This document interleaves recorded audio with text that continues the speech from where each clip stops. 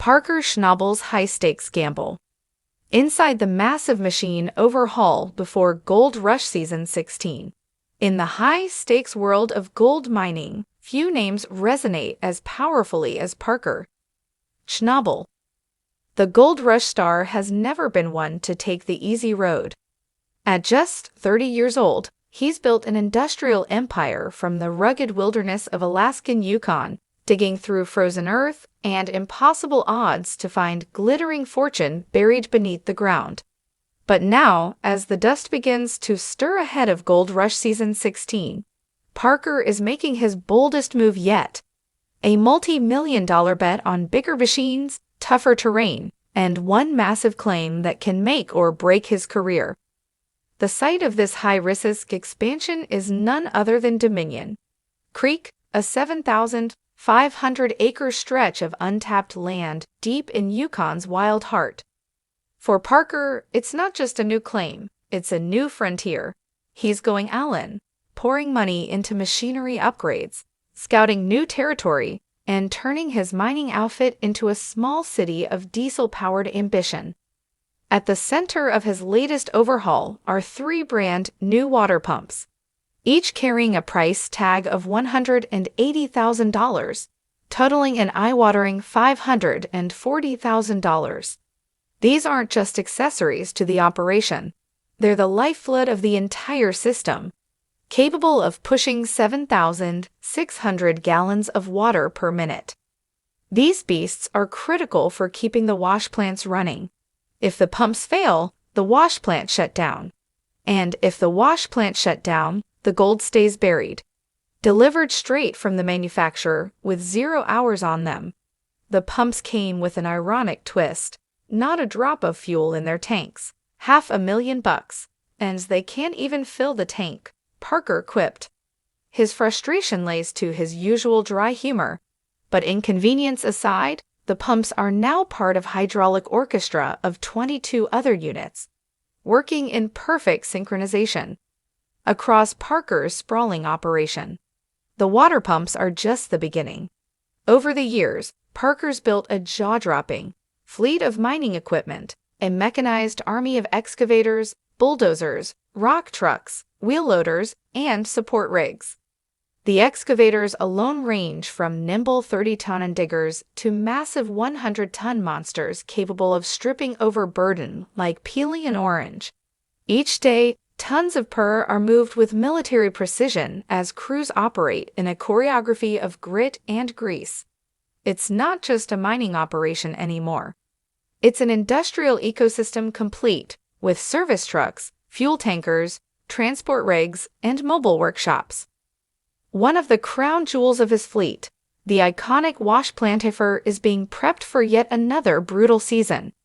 Keeping alive falls a Parker's elite mechanical team, led by people like Alec Kelly, meticulous workers who treat every bolt like gold. Inside Parker's part shop, shelves are packed, wall-to-wall with spares. To the untrained eye, it might look excessive, but Parker knows better.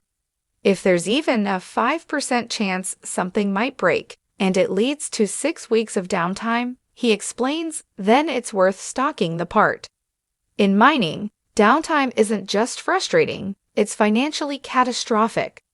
And catastrophic losses are something Parker is determined to avoid, especially after what he sunk into Dominion Creek. With a whopping $15 million already invested in the new claim, he's risking more than ever before. From acquiring the land to upgrading his machinery, this gamble dwarfs anything he's attempted in the past. But Dominion Creek hasn't been kind. Early into the season, Parker's crew discovered a major problem. One of the most promising areas of the claim, ominously named a long cut, was still frozen solid. That meant slewing was out of question. The solution? Dig an 8,000 drainage ditch to thaw the ground faster. It was a monumental task both physically and financially. And that was just the start. Adding to the troubles, when his $480,000 untrained eye, it might look excessive. But Parker knows better. If there's even a 5% chance something might break, and it leads to 6 weeks of downtime, he explains. Then it's worth stocking the part. In mining, downtime isn't just frustrating, it's financially catastrophic. And catastrophic losses are something Parker is determined to avoid, especially after what he sunk into Dominion Creek. With a whopping $15 million already invested in the new claim, he's risking more than ever before. From acquiring the land to upgrading his machinery, this gamble dwarfs anything he's attempted in the past. But Dominion Creek hasn't been kind. Early into the season, Parker's crew discovered a major problem. One of the most promising areas of the claim, ominously named a long cut, was still frozen solid. That meant slewing was out of question. The solution? Dig an 8,000 drainage ditch to thaw the ground faster. It was a monumental task, both physically and financially, and that was just the start. Adding to the troubles, when his $480,000 excavators broke down, racking up repair cost between $20,000 and $30,000. With all the high-end machinery in place and millions already spent, expectations were high, but the gold simply wasn't flowing. One disheartening week saw only 5.6 ounces recovered. Another time, the total climbed to 80 ounces, worth about $77,000. A decent haul by most standards, but still falling well below what a mega operation like Parker needs to stay afloat. The pressure is mounting for a man use a success. The current season feels like a gut check. Dominion Creek is uncharted territory, and while it holds promise, it also threatens to turn into a financial sinkhole. Still, Parker is no stranger to adversity. If anything, his resolve hardens when the odds turn against him. But what truly sets Parker Schnabel apart isn't just his machinery or money. It's his mindset. While many would splurge after years of gold windfalls, Parker lives with surprising simplicity. He doesn't drive sports cars or live in a sprawling mansion. In fact, he doesn't even own a house outside of his mining site. When in Los Angeles, he recently admitted to sleeping on a friend's couch. "I really haven't splurged," he said, and he meant it. For Parker, wealth is measured in experience, not excess. One of his favorite ways to spend money is treating the people who stood by him, his family, and crew, whether it's fly his father to a World Series game or organizing hunting trips and wild weekends in Las Vegas for his team. Parker believes that shared memories are worth more than any material possession. "I'm a big fan of really solid shared experiences," he said. It's an approach that's won him loyalty and forged unbreakable bonds among his tight-knit crew. His values are deeply rooted in his family history. His great-grandparents settled in Alaska during the 1930s, and his father, now nearing 70, still works long days on the mine site. Some of Parker's most cherished memories are of working beside his grandfather, sharing stories over dinner after grueling days.